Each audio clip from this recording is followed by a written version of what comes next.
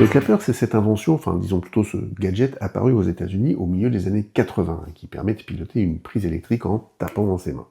Mais je pense que Morgan Freeman ravira votre mémoire mieux que moi. No, but catchy jingle, isn't it? Ah, clap on, clap off, clap on, clap off, the clapper. Eh bien, il y a un gars qui a décidé d'élargir un peu le concept et de piloter rien de moins que la lumière du soleil. Le pire, c'est que c'est assez simple comme concept. Il faut juste 4000 satellites équipés de miroirs géants en orbite héliosynchrone, c'est-à-dire qui suivent le soleil sur la courbure entre le jour et la nuit. Vous ajoutez une app mobile pour piloter l'inclinaison des miroirs, un abonnement, et vous pouvez décider de projeter la lumière du soleil n'importe où sur la planète, en pleine nuit. Évidemment, on nous explique que c'est pour aider à la pollution énergétique et inonder ainsi de lumière des parcs de panneaux solaires dans la nuit, ou pour booster la productivité des récoltes en ajoutant un petit peu de soleil la nuit si une journée au préalable a été un petit peu couverte. On nous dit même qu'on pourrait sauver des vies en allumant la lumière du soleil pendant des recherches nocturnes lors de cataclysmes. Vraiment, quel altruisme, c'est incroyable, je me demande juste à combien sera l'abonnement.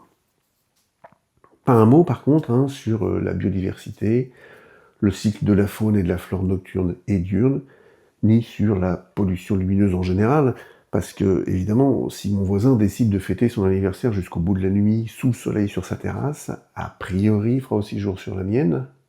Notez que ça peut être l'occasion d'amortir l'achat d'un fusil de chasse.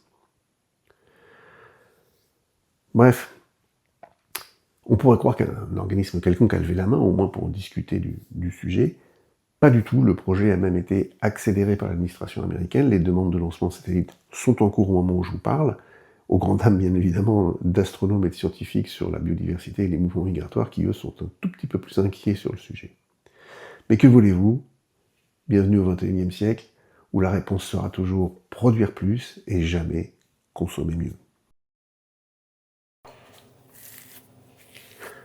Non, faut-moi l'appeler, j'ai pas le temps, je suis en train de finaliser mon app. Elle est géniale. Elle génère des petits chats mignons, bon ça c'est juste pour que tout le monde la télécharge. Mais en fait, à chaque fois qu'il y a une news à la con ou une guerre, elle balance des ondes θ. Ça fait baisser de 50 points de QI tout possesseur de smartphone. 50 points de QI en moins, mon gars. Je peux te dire qu'avec ça, c'est fini les idées à la con. En plus, ça fera des divertissements. Non, mais pour le reste de la population, ils pourront aller faire des safaris et observer les grands singes dans leur milieu naturel.